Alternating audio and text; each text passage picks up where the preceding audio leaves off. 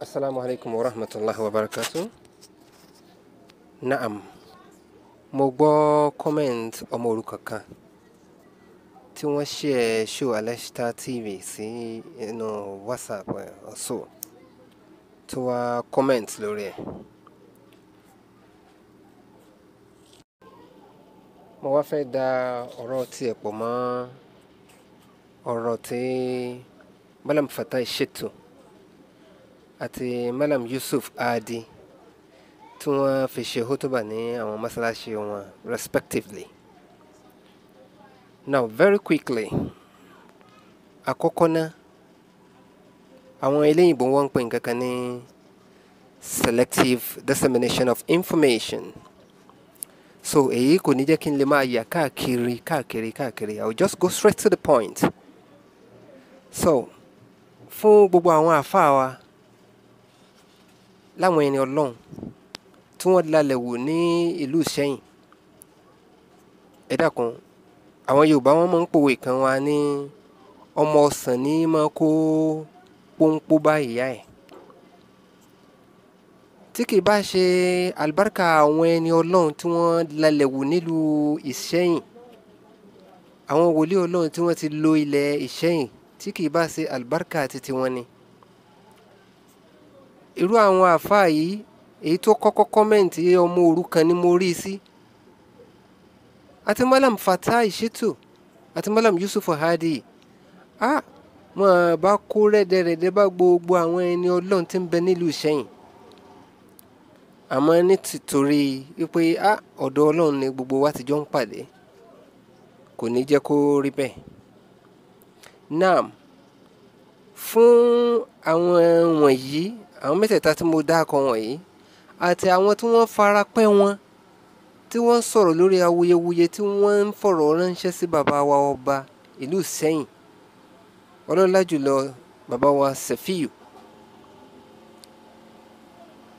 Mo kọ́ fẹ́ kí gbogbo wọn kí wọ́n understand pé, àti gbogbo àwọn aráàlú náà kí wọ́n mọ̀ pé ọ̀tọ̀ ni àáfàá, ọ̀tọ̀ ni màlímù. Màlímù ń bẹ lọ́tọ̀, àáfàá ń bẹ lọ́tọ̀. Tí ó bá yé wa, ká béèrè ìtumọ̀ rẹ̀ ní fi dáa jù. Torí pé nínú kọ́mẹ̀ntì àáfàá tí mi ò really mọ orúkọ rẹ̀ gangan yìí, so mo fún un ní lákọ̀bù ọmọ òrukàn. Yín padà sọ ohun tí mo fi pè lọ́mọ òrukàn fún yín o. Nínú kọ́mẹ̀ntì ó ń ṣàlàyé àwọn àṣà tí ń bẹ àti ẹ̀sìn, pé ìyàtọ̀ tí ń bẹ láàrin wọn. Àwọn àṣà wo ni Islam fọwọ́ sí, àwọn àṣà wo ni tí ń bẹ ni ò bẹ́sìn mu. Ó ń sọ̀rọ̀ lórí ẹ̀ pọ́tọ̀ọ̀tọ̀ ni. Gẹ́gẹ́ bẹ́ẹ̀ náà ni gbogbo àwọn àfáà yòókù yìí náà ti sọ ni wọ́n ti ṣe ń sọ. Èyí ni wọ́n rí mú gẹ́gẹ́ bí ẹ̀rí tí wọ́n fi wò pé àwọn ò ní dọ̀bálẹ̀ fọba. Naam, àfáà ọmọ òrukàn yìí bákan náà, ó tún fi ń rinlẹ̀ nínú kọ́mẹ̀ntì ẹ̀ wípé lórí Alashta TV, ẹni tó ń ṣètò wọn ò ní mọ̀ nípa ẹ̀sìn Islam tó bó ti yẹ, and àwọn àfáà tí ń bẹ ńbẹ̀ pé kò sí ìmọ̀lára wọn tó bẹ́ẹ̀. Ó made mention something like that. So mo wá fẹ́ jẹ́ kó understand wípé ọ̀tọ̀ ni àfáà, ọ̀tọ̀ ni màlímù. Ìmọ̀ níní táwa tún rí yìí ní ìmọ̀ gùn gan. Mo rí i pé ibi tí ọpọlọ àfáà náà dé, ibi ìmọ̀ kọ́ọ̀kẹ́ alif bá ta sá nìkan ló rò pé wọ́n ń pè ní mímọ̀. So ó ti wò pé gbogbo ẹni tí ó bá ti mọ alif bá ta sá tí ò mọ kọ́ọ̀kẹ́ yìí, òpè ló mọrú wọn sí. Mo wá rí i pé ẹni yìí ọmọ òrukàn ni, ọmọ òrukàn ni tí kò yẹ ká pè ní onímímọ̀. Fún gbogbo ẹ̀yin tẹ́ jẹ́ màlímù nílùú Ìṣẹ́yìn, tẹ́ ń rò pé àfáà ní kéèsì tó ṣẹlẹ̀ yìí, mo rò pé ó yẹ kẹ́ ẹ lo ìjà àfáà yín sí ni, kódà kọ́ bá ó tó dá sí.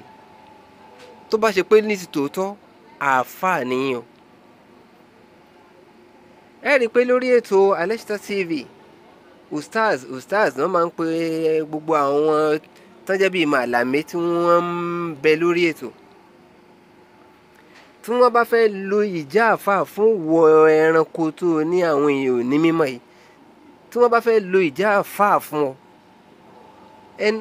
ebi kí wọ́n kàn ní kí omi ó ru paná rẹ náà ni inú omi ó sì ru paná rẹ èyí tẹ́yìn tẹ́ ń pera yín láàfà nílùú Ìṣẹ́yìn èyí tẹ́ ẹ̀ mọ̀ nìyẹn tẹ́ fi wò pé ọba ló yẹ kó bá yín mójútó ẹ̀yin ò lè ṣèṣe kí lẹ̀ ń jẹ́ àfà gangan sí so àfà kọ́ nìyín màlímù nìyín no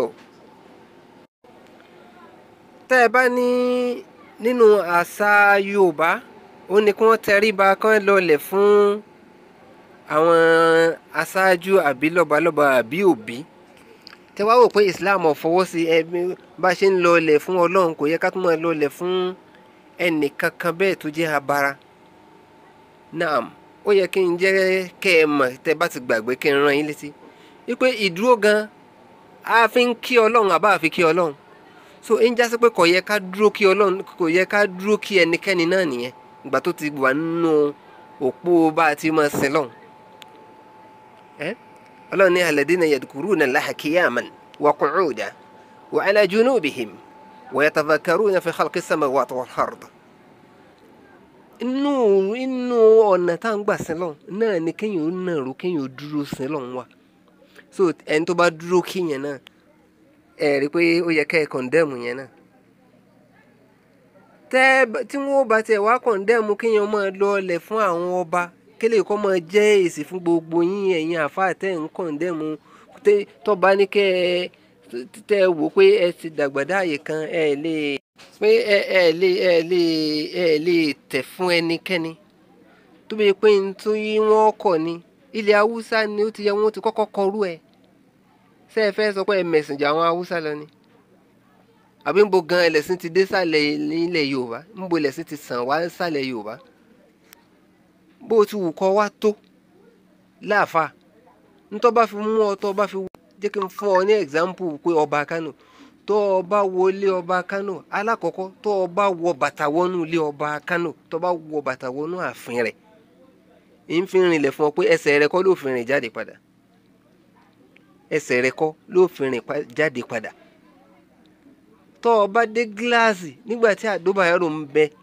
lọ́ba ní Kánò tó o bá dé gíláàsì lóde kìí ṣe inú ààfin rẹ̀ gan tí Àdó Bayero bá ń bẹ lóde kan tó o bá dé gíláàsì níbẹ̀ wọn ò ní sọ fún ọ pé kó o yọ gíláàsì ojú ẹ kùmọ̀ ni wọ́n fi fọ́ ọmọ olójú wọn ò da kùmọ̀ táwọn dòǹgárì ọba máa ń mú lọ́wọ́ yẹn wọn ò dàbò olójú ni kátó wá pé yẹn wá dàgbà arúgbó ni ẹ wá ń tẹ̀pá níbi tí ọba wà tó bá dẹ̀ mú ọ̀pá lọ́wọ́ wọn ò bí ọ̀dà kó mú ọ̀pá ọ̀ fi ọ̀pá rẹ̀ ń pamọ́ ni o gbọ́dọ̀ tẹ̀pá tó bá ti mọ̀ pé ò lè ní ó jókòó síbi tó bá wà tó bọ́ ó fi kúrò ń bẹ̀ ni kátó wá pé o dá àfin rẹ̀ ò ní kúnlẹ̀ ò ní forí balẹ̀ orí rẹ̀ ó kú lọ́rùn rẹ̀ ni o ẹ dákun emir ni wọ́n pè wọ́n amir ni wọ́n Amirul Mu'minin làwọn náà ọba mùsùlùmí ni wọ́n nílẹ̀ Haúsá ń bí wọ́n sì ti ń ṣèṣe wọn nù báṣà àti tí wọ́n ti gbé kalẹ̀ nìyẹn so tàbá wò pé àṣà Yorùbá náà kéèyàn dọ̀bálẹ̀ fọ́ba ni tẹ́yìn wá wò pé kẹ́ ẹ kọ̀ǹdẹ́mù ẹ̀ gẹ́gẹ́ bí alákatakítí ẹ̀sìn tẹ́ ẹ jẹ́